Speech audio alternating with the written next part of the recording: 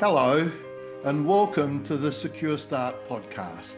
Belonging could be the key to healing childhood trauma. This is challenging work. There are some risks to it. So let's have some open conversations about it.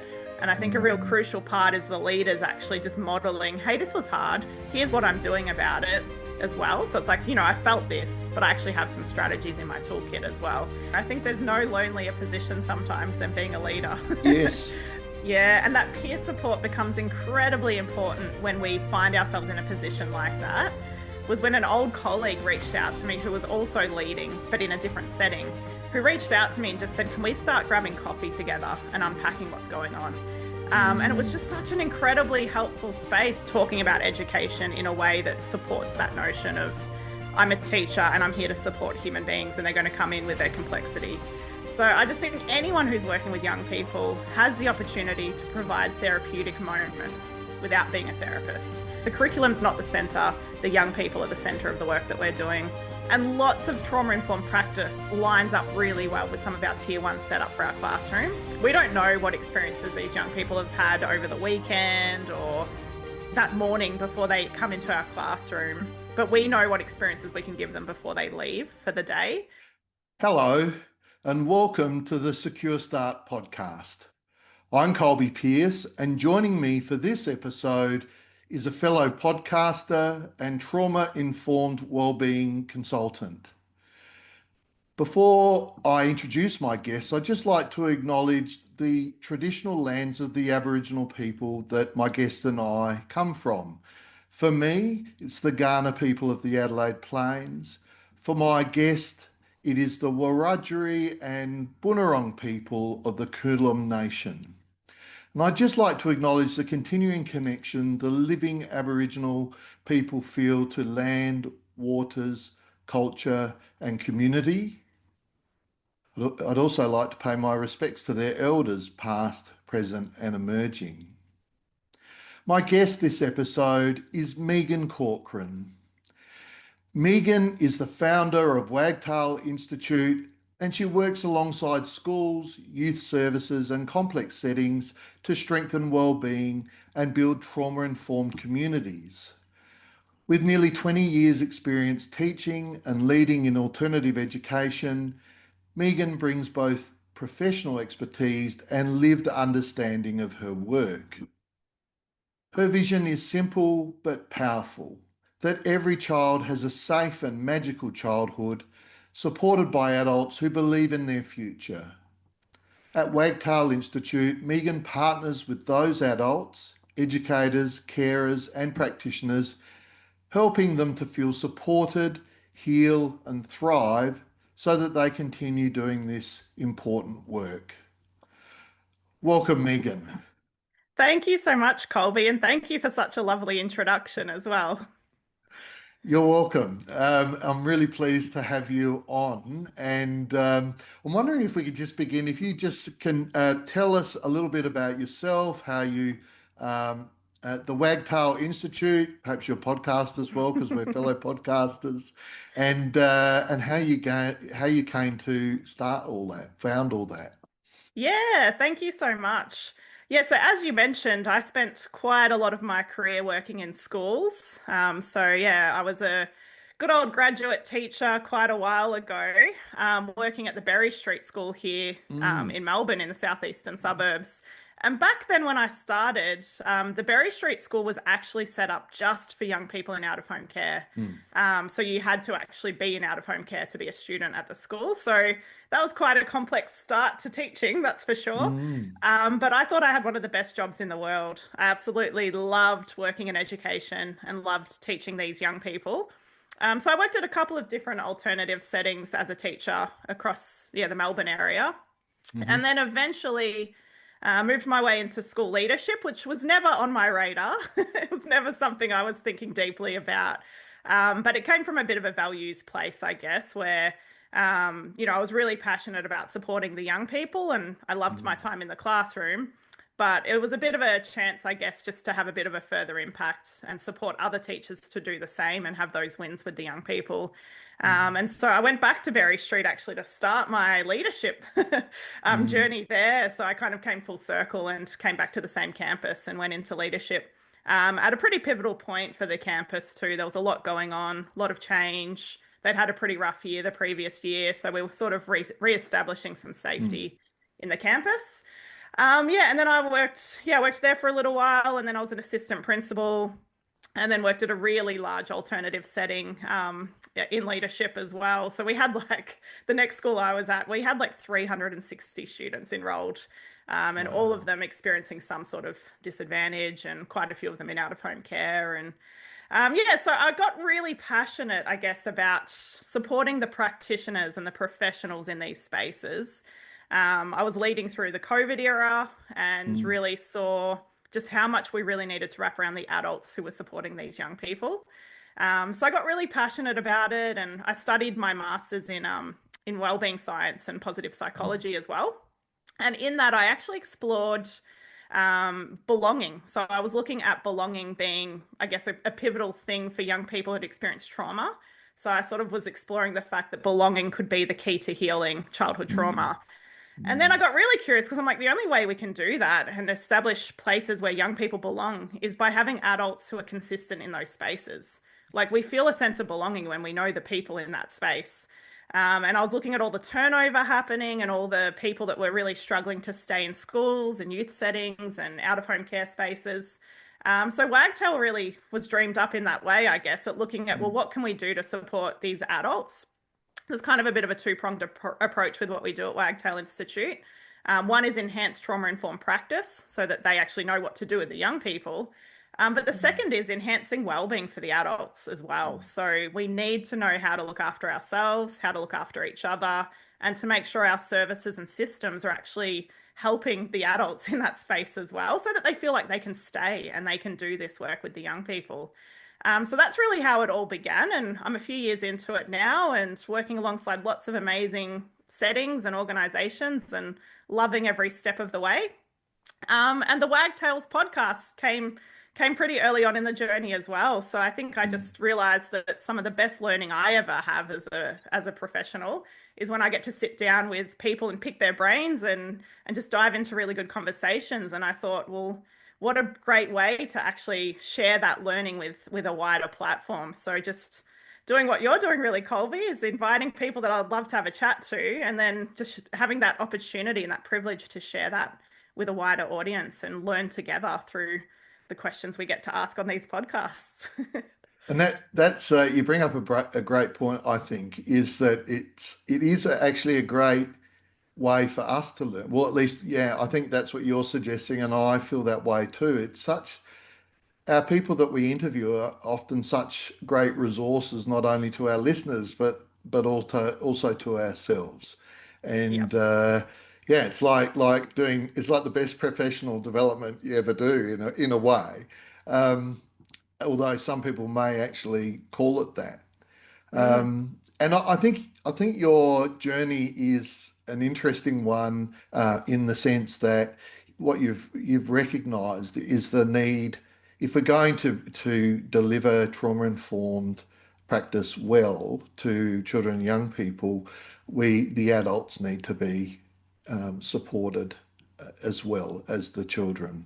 And in Hmm. actual fact, we go so far as to say that what we want the adults to be doing with the children, we want them to experience themselves so that it kind of um, transmits through them. Yeah. Yeah, makes it so much more real too. I feel like with trauma informed practice, we sort of, as a field, it started off very much as an applied practice to other people. So it was sort of like we've got some traumatized young people in front of us. We need to apply this work to them. But we are like developing as a field now to really understand it more as a way of being and a lens to see the world through and a way of showing up and just making sure we're also preventing harm with anyone we're interacting with, not just the traumatized young people. Yeah. Yeah. And I think you've also alluded to the fact that it is difficult. Well, it can be difficult and confronting work. It's not good for the children and young people for people to come and go in a high volume. So I'm just wondering, what are your thoughts about the kind of the scope of wellbeing challenges, vicarious trauma, for the adults that work in this space. And what do we do about that? Yeah, great question.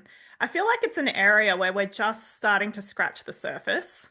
Like if I rewind back to when I started in the field, there wasn't a lot of permission to share how we were tracking. Like we obviously cared about each other's well-being, we were really supportive. But if you were to put up your hand and say, I'm really struggling here, there might have been a sense that like she's maybe not going to make it. She maybe shouldn't be here. Like back then, that's sort of how we approached it. And so, Mm, even for me as a graduate teacher, I was sort of learning how to just suppress some of that challenge and believe that I'd get, like, the language wasn't this, but really I was learning to desensitize my reactions mm, to what was going on around me. But it comes up at some point, and it's something to be aware of. So I feel like we're really just starting to scratch the surface, and there's starting to be, a lot more research happening around secondary traumatic stress, mm, and looking at what's actually happening, what does that look like, what does that feel like, and there is starting to be some really good research around what we can actually do about it as well. So I feel like just stage one really is having permission to name that and be okay that it is actually a risk factor in our field. And if we're more comfortable in naming it and talking about it and sharing that challenge, we're actually starting at that awareness level, which is where we need to begin. Like if we mm, go into it blindly and just think, you've got to be pretty tough to do this work, well, we're not really helping the young people to have those consistent adults because we need to acknowledge this is challenging work. There are some risks to it. So let's have some open conversations about it. Let's be aware of how it may impact us. Let's track some of those emotions and those sensations that we might get throughout the workday when we are confronted with some of the challenges. And like that's just really step one is just I know it exists and I'm aware of it. But there's so much more we can be doing as well around just peer support, like making sure we've got really good wraparound with each other at work. Yeah, and just like sort of implementing the trauma-informed principles at the adult level as well. So making sure we're actually working in trauma-informed ways. So if there's any leaders listening, it's like, well, what do we do for the young people when we know they're stressed and we know they're impacted by trauma? We can translate that absolutely up to the adult level and work in ways where we acknowledge there is stress.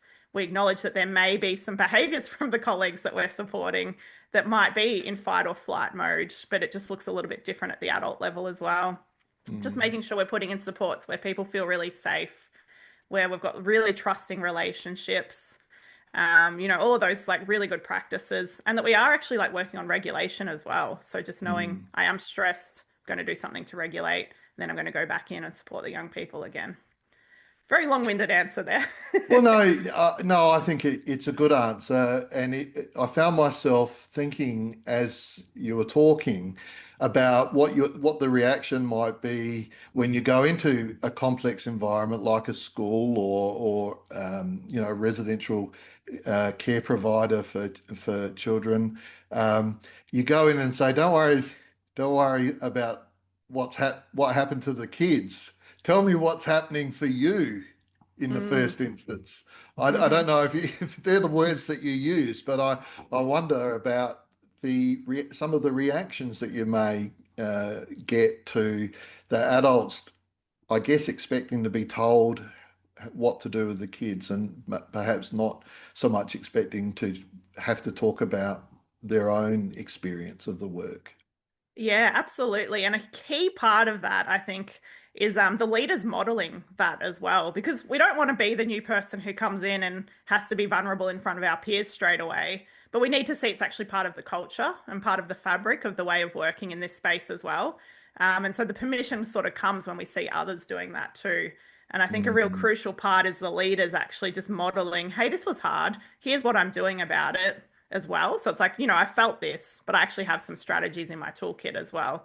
And that is something I'm saying from, I think, neglecting to do that when I was in leadership as well. I'll never forget a day where I had, there was a bit of some sort of crisis and we had a debrief. And afterwards, one of the teachers came to me and she said, how are you okay with everything that happens here? Like, you never look like you're impacted by it. And I was thinking, well, I'm doing a huge disservice to the team if I'm not actually expressing how I feel and modeling what I'm doing about it as well. Because they mm, don't need a robotic leader. While I had great strategies in my toolkit and they don't need a leader breaking down every day something happens, but they need to hear that there is permission to talk about it and that we all feel the impact in some way. no matter how experienced we are. We're supporting young people who it's their life and Mm. something big may happen. And it actually upsets us when we see a young person in crisis. And it's okay to be upset by it, but it's also really good to have some strategies to nurture ourselves and to look after ourselves after moments like that.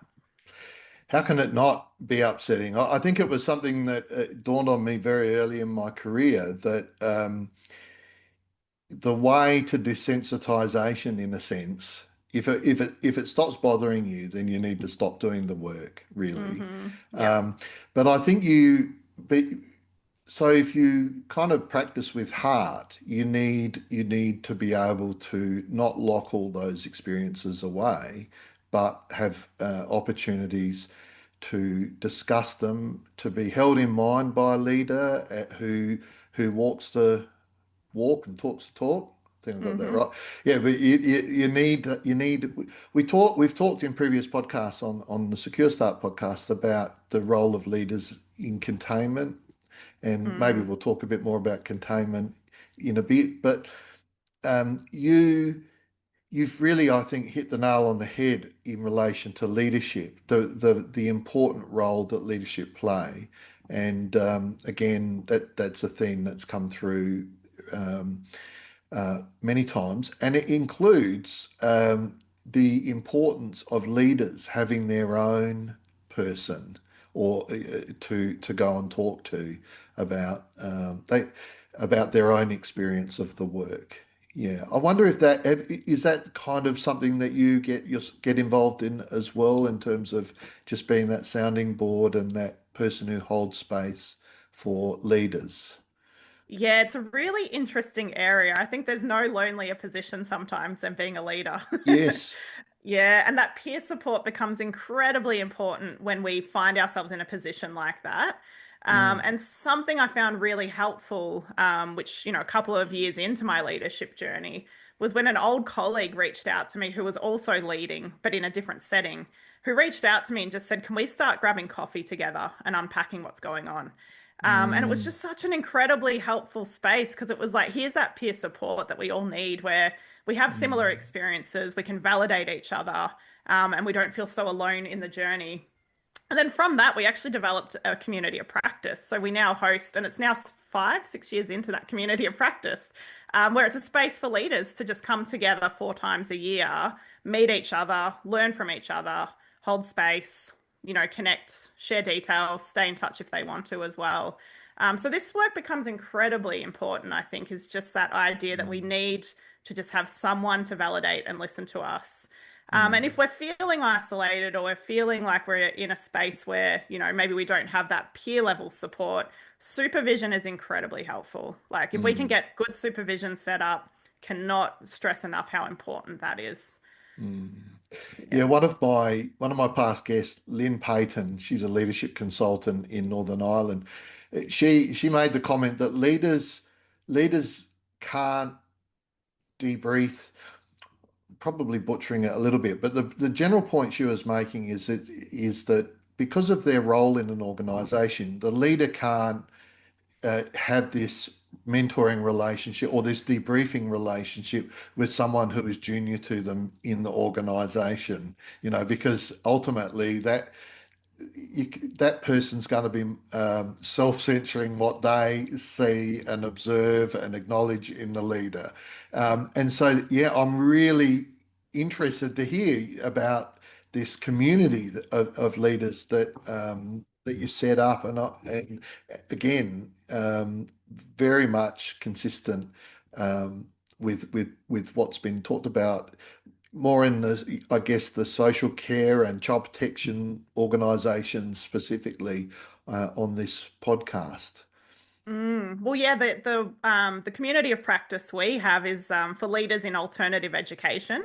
So it's for any leader middle leader, executive leader, working in a school with young people impacted by trauma. So Mm, that's the key, I guess, thing that they have in common. And yeah, over the years, it's grown. It takes different shape. It originally was going to be all in person around mm. Melbourne, so it was kind of an invitation for anyone in Melbourne. It's a But big then, yeah, place. yeah, exactly. But then, good old COVID teaches you to do things in different ways. So we ended up in those Mm, lockdown years doing it online. And that meant people from regional Victoria started joining. We had people from Tasmania join. We had someone move to the Northern Territory during that time and stay in it. So now we do a hybrid thing where we go, all right, there's need for in person, and we still host those, and the whole community is welcome, but obviously it's hard. But we will do 3 online a year just to make sure that can still be available to everyone. Yeah, that's fantastic. And that's one of the great things that has emerged out of those COVID years is that we had to trust in technology and the worth of still being able to connect over Absolutely. over Yeah. this. Yeah. Yeah. And when you talk about it, it reminds me in the residential childcare space, therapeutic residential childcare space in the UK, they have an entity called the Community of Communities. Now, the Community of Communities, these are therapeutic communities, and they do they do a lot of things about which I'm not an expert. I've just had some conversations, but one of the good things, I guess, that arises out of that is not just the opportunity to support each other, but also there's a there's almost like an accountability um, aspect of that experience that everyone keeps everyone else kind of on the right track, so to speak, in those circumstances. Um, because they are vulnerable children and young people that we're Hmm. talking about, and the old concept of professional dangerousness arises where people are, experiencing their own vicarious trauma, and then it can has a possibility of leading people into professional dangerousness.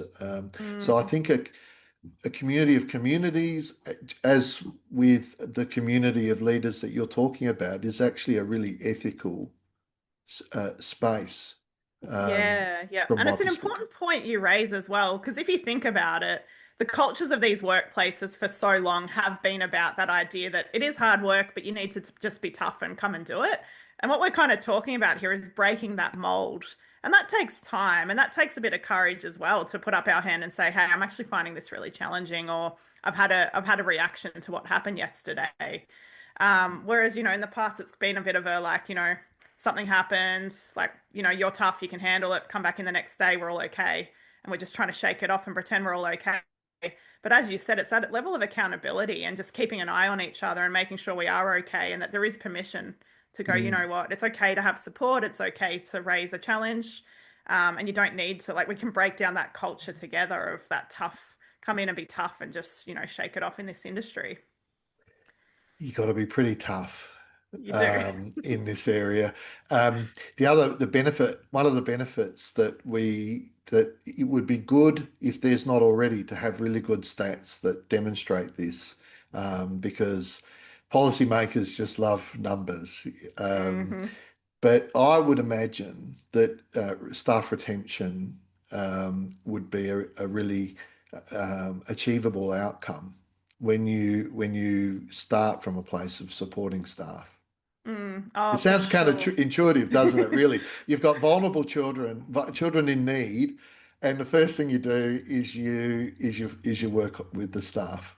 I know it sounds like it's counterintuitive, but it's so not. This is the thing. Mm, Like, how can we show up and do this work as well as we can if we're not coming from a place of strength and mm, feeling well and having good processes in place?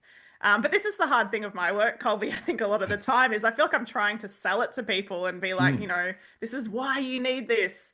And it feels a little bit crazy sometimes where, I'll meet with people and they'll go, we don't actually have funding for that. We need to put the funding into the kids. I'm thinking, well, if you're having a revolving door of staff walking out, that funding is just, yeah, Wasted.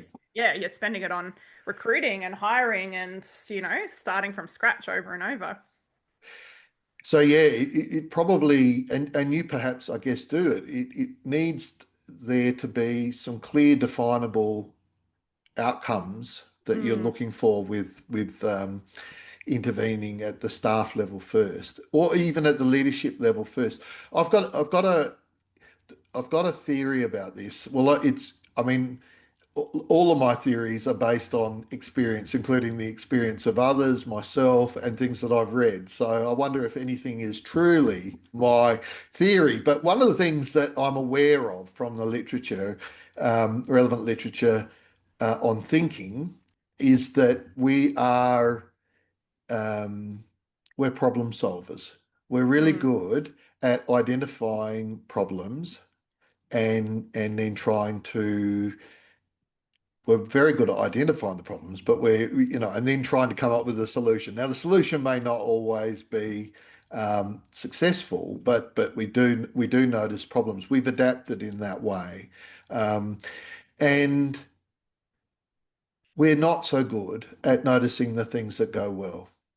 Correspondingly, we focus a lot on problems and fixing problems, and we don't focus. So, in any kind of endeavor where you're trying to achieve an outcome, people need to know what that outcome looks like, or else they won't see it. yeah. They'll just see the problems that persist. Um, And so I think, I yeah, think go on. to add to that as well, if you look at the nature of this work when we support trauma impacted young people, it's a little bit crisis driven, if we're Yeah. honest, you know? And so we become very reactive. And so we look for a problem, we solve that problem in the moment, and then our like it's almost like we're addicted to that fight or flight adrenaline as an industry, where it's like Mm, problem, problem, problem, you know, reacting, solving. And we're not so good, if we're honest, at slowing down and looking at strategic work and looking at the long-term impact of some, you know, some implementation of different things. Like I know we are definitely in a better place than we used to be, and there's lots of mm, good work happening in this space. But we can get a little bit addicted to the reactivity, and our decision making is sometimes pretty quick. mm. Yeah, and I've seen that from a lot of leaders in this space as well, where, you know, they'll be like, all right, we need to implement this change and we're doing it tomorrow. And it's like, how about we slow down and look at, you know, what Yeah. outcome we're trying to do and how we're going to measure that? Mm. Yeah, and ultimately, traumatized organizations are not good at responding therapeutically to traumatized children. Um, Yeah. but yeah, I can see what you mean about it. It's almost like it's a sales job to. I mean, leadership is I guess in schools is the target, primary target, um, because leaders, yeah, set the tone of the school, as you say. Um, have you worked out what works with the cell job that you're prepared to share? To be honest, I'm definitely not a sales motivated person when it comes to business, but I think ultimately it's just like just being out in the field and just talking to people and sharing and having case studies and like that's my approach really is like if I can share things that are helpful to people, whether it's an article, a blog, a podcast, a little idea that's worked in a school. That's my approach. So it's not very Mm, sales focused. But you know, if someone finds something helpful, then they're more likely to think about, well, how can we do this on a bigger scale? absolutely. Yeah, Yeah. And I think, yeah, being a resource to school leadership is a great place to start. Yeah. yeah, yeah. Which is a nice, I can segue a little bit away from that into what do you think is the role of schools in helping children recover from early adversity, family trauma? It's such a good question. And I find that this is a really interesting part of the work. And I'm going to start by saying I feel like a lot of empathy for teachers at the moment. There's so much different discourse around what a school does and what the role of a Mm, teacher is. And I think we haven't started from the right place yeah. around what is the work. You know, when we look at being a teacher and coming into a classroom and supporting a group of young people, and often a very large group of young people at one given time, Mm, we're supporting human beings, and those human beings are coming in with all of their complexities. And I think initially what we should have been doing is actually thinking about talking about education in a way that supports that notion of I'm a teacher and I'm here to support human beings and they're going to come in with their complexity. mm, So yes, teachers want to teach their curriculum and they absolutely want to execute those amazing lesson plans and that's what they've signed up for. But I just think we're doing a disservice in talking about education as solely that when we look at mm, the complexity of human beings that come into classrooms. So I mm, want to say that Teachers do not have to be therapists, and it's not about adding therapy training to a teacher's workload. Absolutely not. But I think it's just about learning ways that we can work in a trauma-informed way while we deliver that education. And I just Mm, wish that that was part of, pre-service teacher degrees and training is just a bit more knowledge around trauma-informed practice. And then that way we would come in understanding why children might be behaving in particular ways in our classroom. mm. And so for some young people, school might be the safest place. It might be the Yeah. place where they come in and they actually feel seen and heard and they feel loved by the teachers at the school. And so teachers can be doing life-changing work without even being 100% aware of that Mm, notion as well. So I just think anyone who's working with young people has the opportunity to provide therapeutic moments without being a therapist. And mm. so I just think if we all can put that hat on and just remember young people are at the center of the work that we're doing. The curriculum's not the center, the young people are the center of the work that we're doing. Yeah, and I just feel for teachers. I just really wish, we spoke about it in ways where they understood that complexity before they sign up. It's kind of like in my field, the psychology of individual differences. So it's that tension between this is what we know about everyone, and this is what we know. So, we can apply these general theorems or, this general knowledge to everyone. But perhaps, perhaps the best of those statements is that everyone's an individual, and we need to tailor and adapt. And yeah, I mean, it's what I think what you're getting at. Um, or what I'm hearing you getting at is that early on, it's important to not only think about what you want to deliver, but just to think about the role.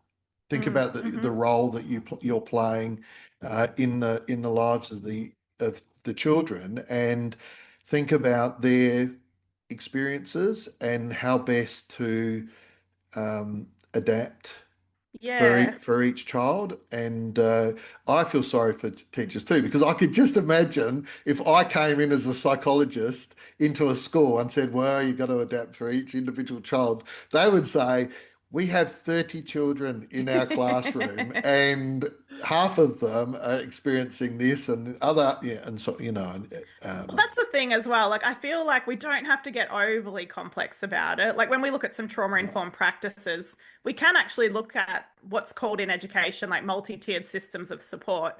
And when at tier one, that's universally what we want to do for the entire class. So, like, we don't have to make adjustments in tier one. Tier one's what we provide for everyone. And lots of trauma-informed practice lines up really well with some of our tier one setup for our classroom. So mm, things like having a circle time in the morning and having a chance to actually engage with everyone and see how they're feeling, do a pulse check, regulation strategies for the entire class, just using unconditional positive regard in how we, respond to behaviors that are coming up, clear expectations, predictable routines. Like lots of these things will actually just support all of the young people in our class without overcomplicating it and going 50% of my students need this and 50% need that. Like if we can just get some of those basics right, we're going to see some change happen in classrooms as well. what's the response you get to that? Well, to be honest, this is actually where I think I do get a lot of positive response from teachers because they are incredibly overwhelmed when they think Mm, about, I need to do trauma-informed practice and curriculum and this and that. Whereas when I get a chance to actually map it with them and go, let's map these tier one things that you can do for your entire class, like it's almost like a sigh of relief of going, oh my gosh, mm. I'm actually so relieved to hear there's some things I can do just in my daily practice without getting too individualized and overwhelmed. Do you think it matters who delivers that message? So I'll give you two examples. You delivering that message, or me as a clinical psychologist with 30 years experience working with these children, delivering that message. Do you think it makes a difference? It can, for sure. I think because I've walked the classroom experience, that sometimes it lands because of that. Mm. But I'm just imagining the power of us delivering that message together, Colby. That Well, would be so impactful. I dare say, I always say when I'm working at school, and just to let you know that I've written a program for schools. I have rolled it out here. It is rolled out. It's not rolled out widely here. In fact, when I applied as part of the SA government's, they had a scheme to deliver trauma-informed practice across schools. I'm happy to put my hand up and say that I didn't win the tender. I wasn't a successful tenderer for that, which I think there's a bit of a story in relation to that. But nevertheless, I have still worked with schools a lot over the past 30 years, less so these days because of that initiative. But I have a program that is rolled out in schools in Ireland. So Amazing. yeah, it's but you know, an artist is never known in their hometown, sort Yeah, of I thing. find But it's quite funny. Australia's funny like this, actually. Like, I agree. Like, there's sometimes where I've seen some colleagues who've been really successful in the UK, yeah, but they're Australian based, and then there's certain networks they try and get on in Australia, and it's like, nah, but the UK said yes. And I think, yeah, there's just different processes and approaches, I think, to how we go about it in Australia. We're very, very red tape over here. yeah, and also though, I just think that whatever's exotic, you know, we're drawn to what's exotic. So Yeah. I I can't I feel conflicted when I hear that someone is coming from overseas and they're rolling out something in my local jurisdiction that I could do. I'm Hmm. conflicted because I'd like Yeah. to be doing it in my own local jurisdiction, one, but I also know if I went to their jurisdiction, they would probably find me more attractive in a sense, in an exotic, you know, from overseas sense, than that person that's come to my jurisdiction. And certainly Yeah. I find that in Ireland and the UK, and especially in Ireland, you know, some of the most validating work I've done has been the overseas work because yeah, I think there's that bit that goes through it. Anyway, I think we digress. What I was going to say is also like I think it's really important to just ignore. I think part of what's helpful for someone like me to engage teaching staff in a school is to first acknowledge the limitations of my experience. So I'll often say, look, I'm not a teacher. I didn't train as a teacher. I have never, it's not true that I've never ever taught a class in a school because I have. I was been invited into my son's school to in their psychology, year 11 psychology, but for a little bit. But basically, I've never taught in a school. I've never worked in a school. That's also not quite true. But anyway, my point is, I haven't lived and breathed what you have. Yeah, but you bring up extra knowledge as well, though, that like that's the thing. So we can learn from so many different people from so many different angles as well. And I'm sure there'll be teachers sitting in your training that will like that light bulb moments will be taken. And as long as like part of the message or just one practice is taken, then you've made a big difference as well. Yeah. So, well, thank you for saying that. What I do say is that I know the children very well Yeah, because I've absolutely. been working with them therapeutically for 30 years. You know, Yeah. that's my primary work. And yeah, but I still, you know, it's still I guess we all would get the people that we meaningfully engage, and then there's the ones that, yeah, that it would be Yeah. harder to achieve that. Yeah. Well, I'm curious, Yeah, Colby, what's your main message to teachers? If you can, like, I'm now firing questions back to you, but I'm just curious, what's this is your my main, podcast. but what's your main message if you can sum it up, like, briefly to teachers, you know? I thank you because I love to talk on my own podcast.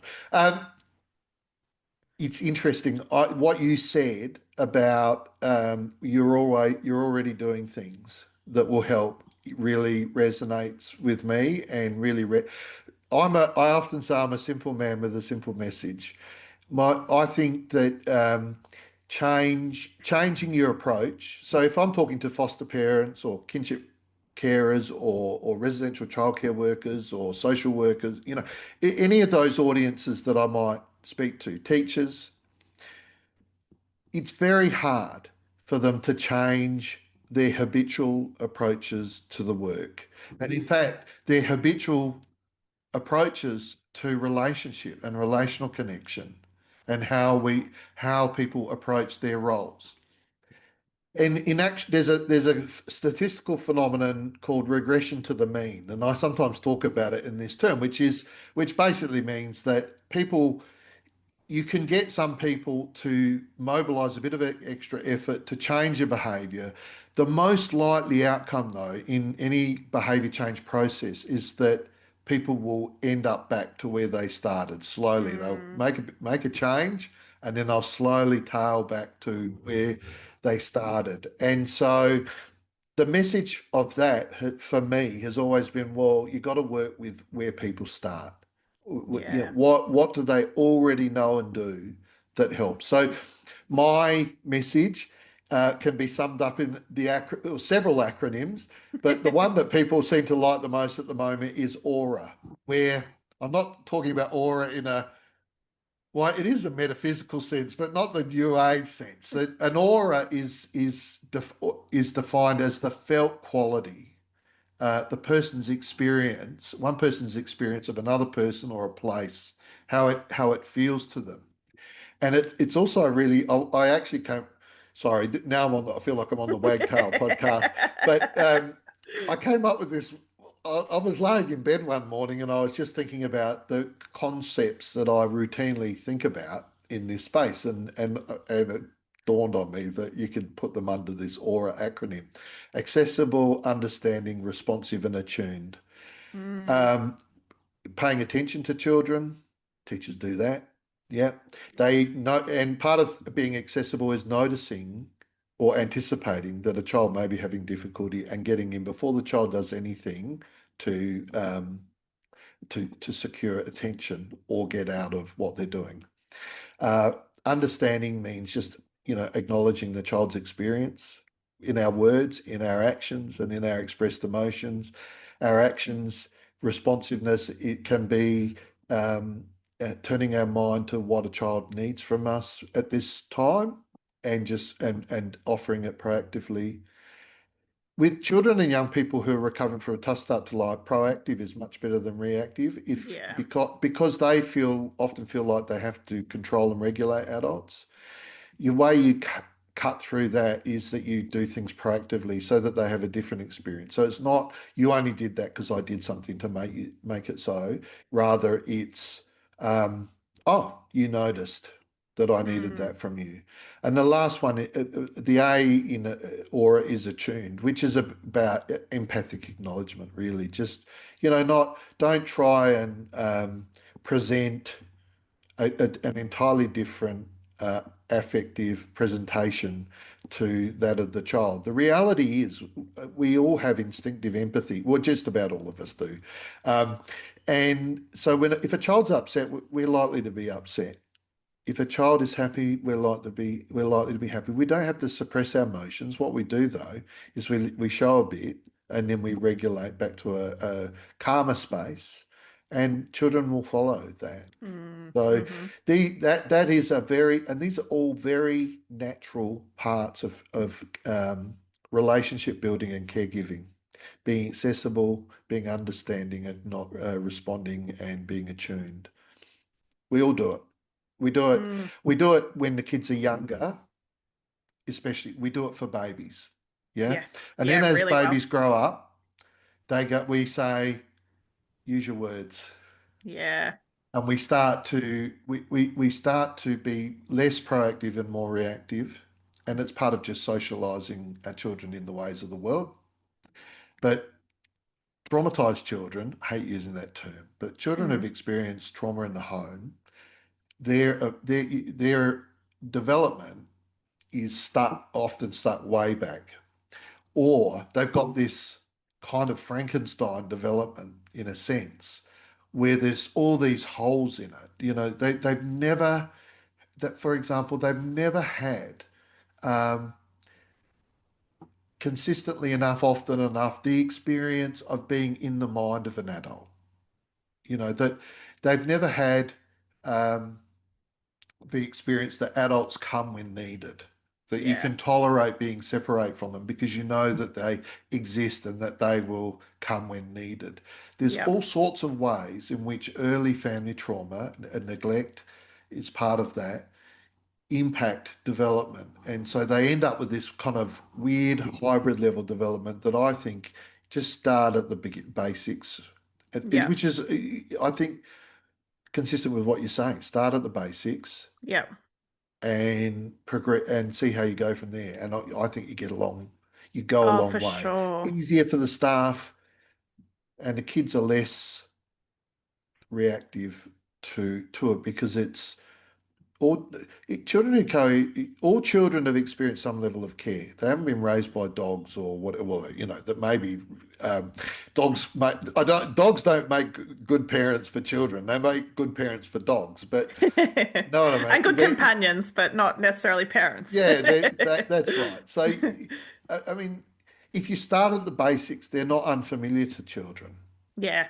Yeah. They, if they're unfamiliar, if someone comes in and says you've got to do this suite of really, newfangled, sophisticated things, one, teachers, foster parents, kinship care, anyone will find it hard to implement and sustain over time. And the problem with it not sustaining over time is inconsistency. Inconsistency just rolls the kids up. Yeah. So if you start doing something, then you give it up, they don't know what to expect of you. The other thing is that the kids don't like change.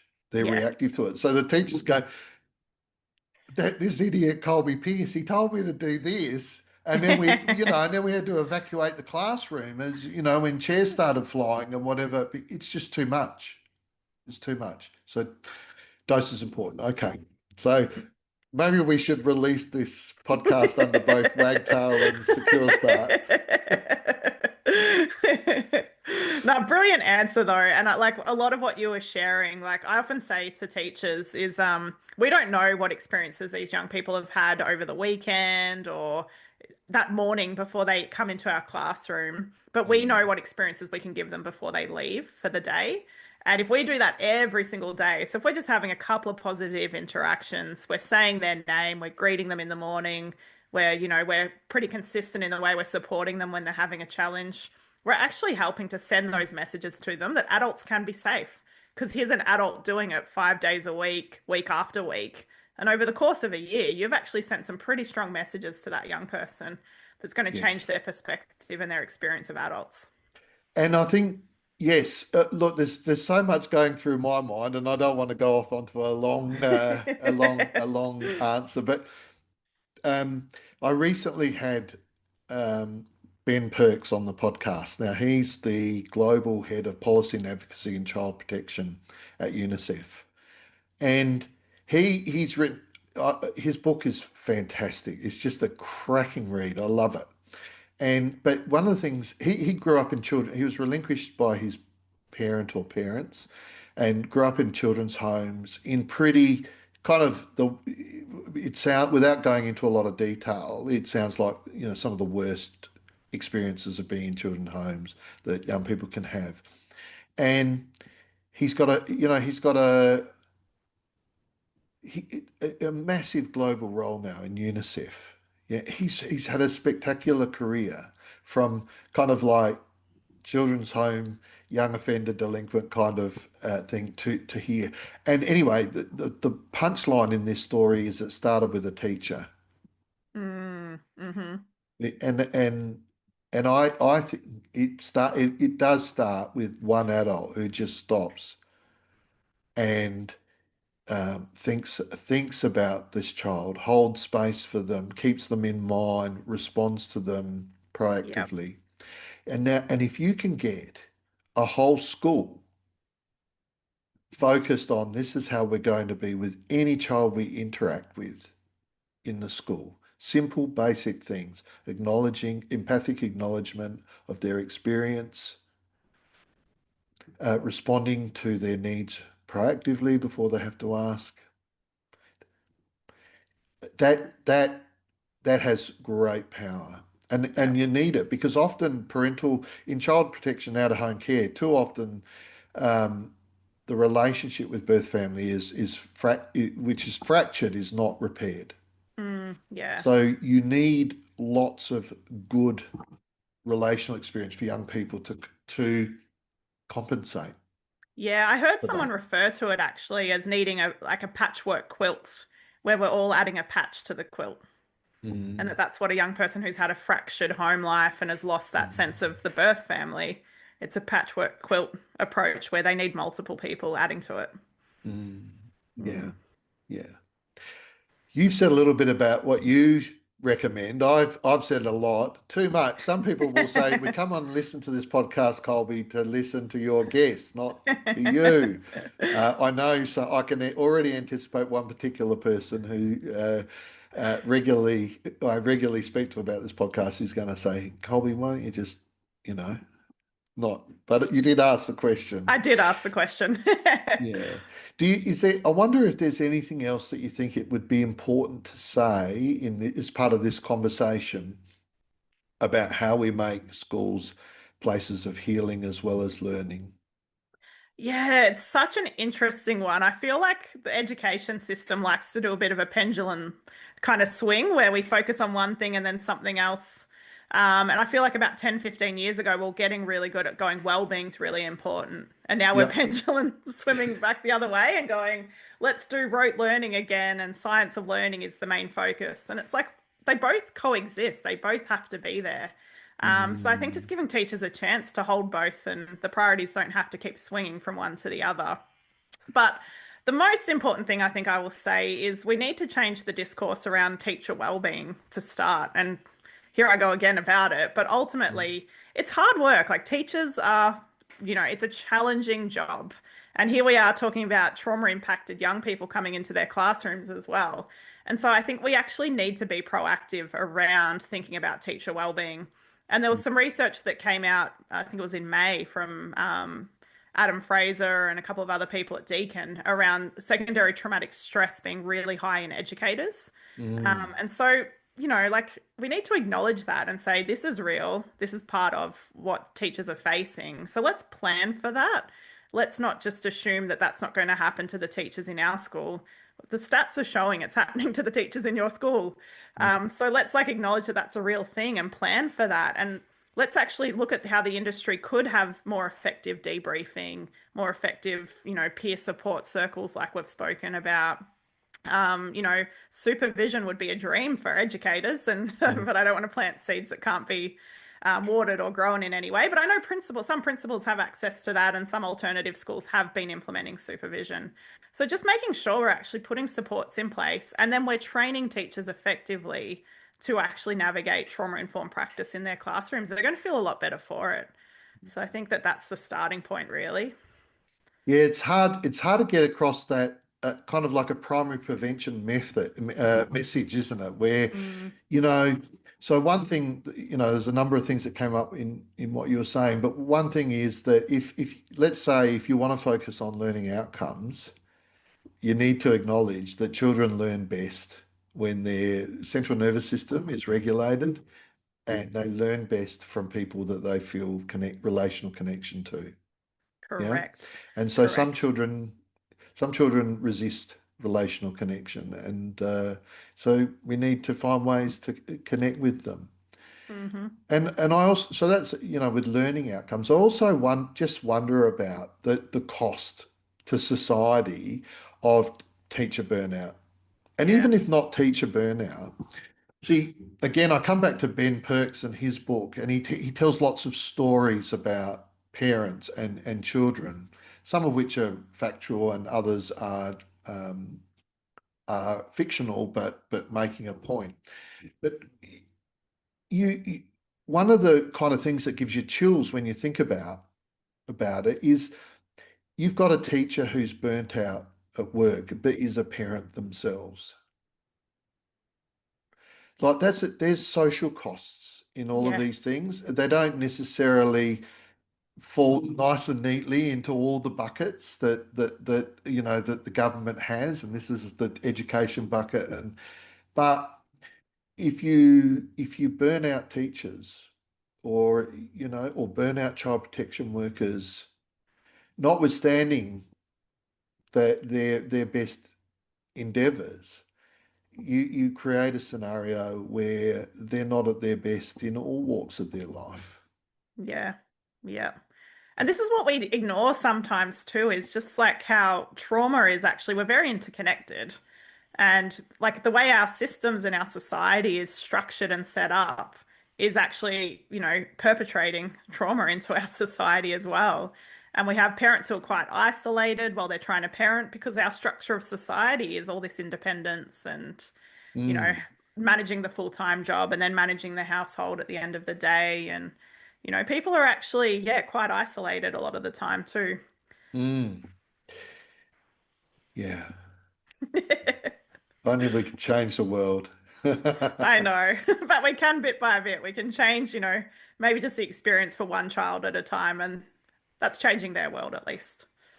Well, this is well, a point that I would make further to that is that if you can change that child's world, you have there's a strong possibility that you'll change the life and experiences of a life partner, of their children, and of their grandchildren. So Yeah. by intervening, there's a social capital.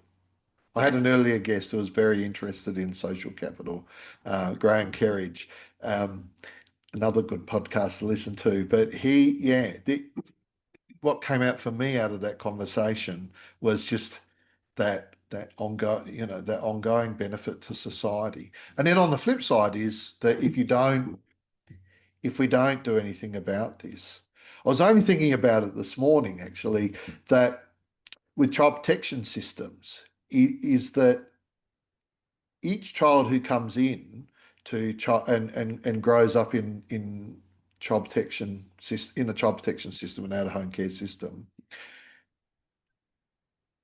how many children, and if nothing therapeutic, if their life course is not changed, and we've got that intergenerational transmission, that's a big problem.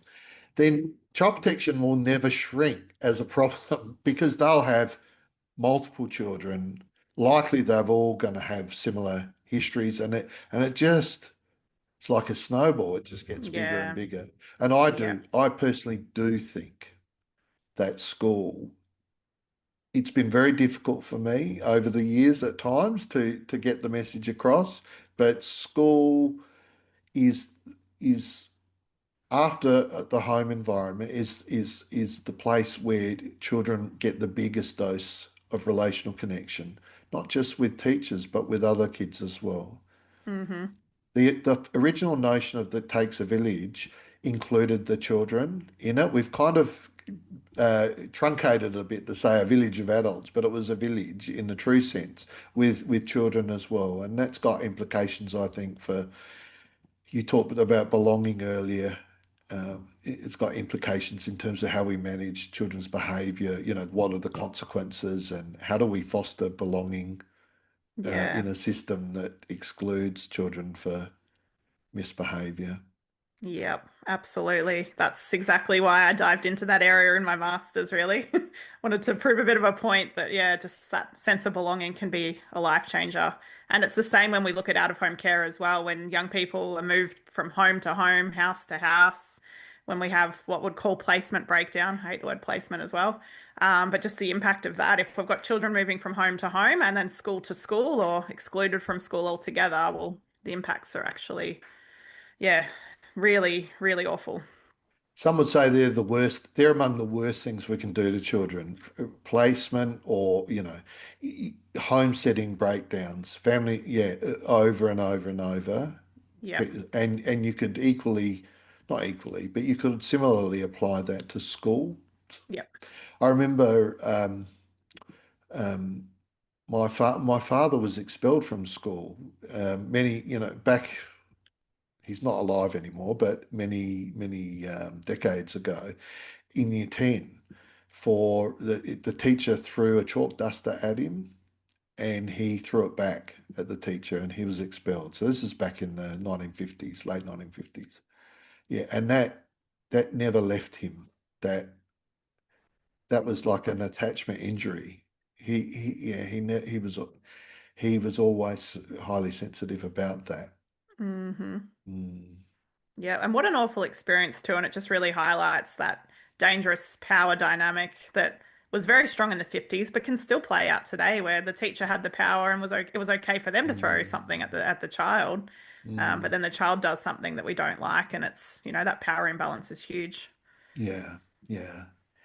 Um, Richard Rawlinson, he ran and has continued to be a significant figure in the Mulberry Bush, the therapeutic community in the UK.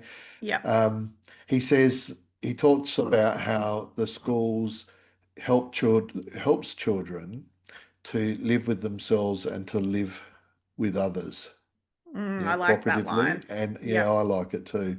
And um, he talks about the power of we. Yeah, we don't. This is not something that we do here. What we Hmm. do is this. This is how we treat other people. Whereas, so there's that always that sense of in our language of community. Yeah. Yeah. And what's okay for young people is okay for adults. And you know what I mean? Like we have these like sort of unfair expectations sometimes of young people that we think the adults are immune to. And it's like, no, in a true community, we just have values and we operate by those values. Yeah. And that's everyone. Mm. And although it's a very powerful way to intervene, what we want is people to be we want people to be motivated to follow the norms of the group rather than to be fearful of exclusion from the group. That's always there. That's always a bit of a, but you want the predominant thing to be, I want to stay part of this Mm, group. I want to be motivated. I'm motivated to be part of this group. Yeah. yeah. Any final things that points you'd like to make about this discussion or the work that you do? Yeah, really good question. I think, I mean, we've covered so much today, but just if there is anyone listening that is doing this work, I think we've planted a few good seeds that, like, it is such important and beautiful work, and that you are, making a difference in young people's lives. So just make sure that you do have those, support systems in place, and just thinking about, the way that we're showing up and how we're looked after in the work as well. And just so we can sustain ourselves to do it long term would be the main thing, I think. Yeah, great.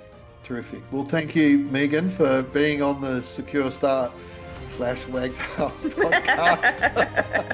Oh, thank you so much, Colby. Honestly, it was such a privilege to be invited. And honestly, yeah, sorry for firing questions back to you. But as I said, I like to learn from people as well. So I was picking your brain. I think the most telling thing was that you only asked one. After my response, you did, yeah, there were no more. Well, thanks again. Thank Yeah, you. might speak to you another time. Sounds good.